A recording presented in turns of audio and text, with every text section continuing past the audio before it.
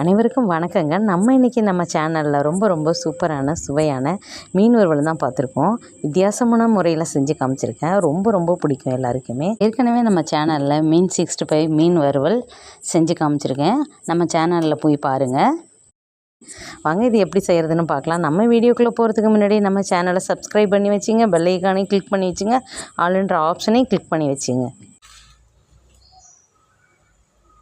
சங்கரா மீன் எடுத்து நல்லா கழுவி அலசி வச்சுருக்கோம். இதுக்கு மசாலா ரெடி பண்ணிடலாம். 1 டேபிள் ஸ்பூன் இஞ்சி பூண்டு பேஸ்ட் போட்டுக்கலாம். 1/2 கிலோ மீன் எடுத்துருக்கோம். 1 டேபிள் ஸ்பூன் இஞ்சி பூண்டு பேஸ்ட்டு, கொஞ்சம் மஞ்சத்தூள், 2 டேபிள் ஸ்பூன் மிளகாத்தூள் போட்டுக்கலாம். உங்களுக்கு காரத்துக்கு தகுந்த மாதிரி போட்டுங்க, கூட்டி குறைச்சி போட்டுங்க. இப்போ 2 ஸ்பூன் மிளகாத்தூள் போட்டிருக்கோம். இப்போ இதுக்கு தேவையான அளவு உப்பு சேர்த்துக்கலாம். கொஞ்சமாக லெமன் புழிஞ்சு விட்டுக்கலாம். அவ்வளோதான். இதை அப்படியே நல்லா கலந்து விட்டுக்கலாம்.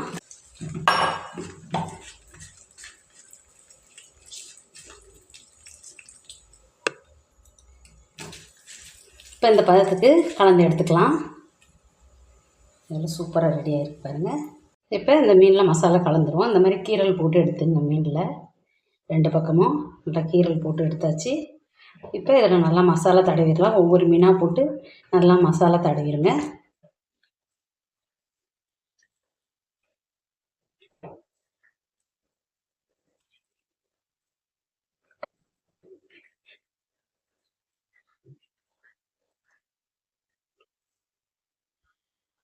நீங்கள் கலருக்காக வேணால் கலர் பவுடர் போட்டுக்கோங்க.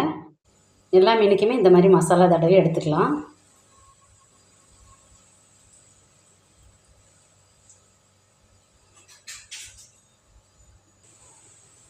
இப்போ எல்லா மீனுமே நல்லா மசாலா தடவி எடுத்தாச்சு. இதை அப்படியே 1 ஹவர் அப்படியே ஊற விட்டுடலாம். ஒரு 1/2 மணி நேரமாவது ஊறணும். அப்போ தான் நல்லா அந்த உப்பு புளிப்பு எல்லாமே இந்த மீனில் நல்லா சார்ந்துருக்கும். இப்போ எல்லா மீனுமே ரெடி பண்ணிட்டோம். 1/2 ஹவர் 1 ஹவர் ஊற வச்சிடலாம். 1 ஹவர் ஊற வச்சா அது சூப்பராக இருக்கும். உடனே போடுறதுனாலும் போடலாம். இது நல்லா ஊறட்டும். 1 ஹவர் நல்லா ஊறிச்சு. இப்போ எடுத்து வறுத்துடலாம். ஸ்டவ் ஆன் பண்ணிவிட்டு தோசைக்கல்ல அடுப்பில் வச்சுக்கலாம். நம்ம இப்போ தோசைக்கல்லில் தான் போட போகிறோம். நீங்கள் டீப் ஃப்ரை பண்ணி வேணாலும் எடுத்துக்கோங்க. இந்த மாதிரி தோசைக்கல்லில் போட்டு எடுத்து சாப்பிட்டா நல்லாயிருக்கும். எண்ணெயும் கம்மியாக செலவாகும். எண்ணெய் ஊற்றியாச்சு. எண்ணெய் நல்லா சூடாகிட்டு மீனெல்லாம் இப்போ போட்டுடலாம்.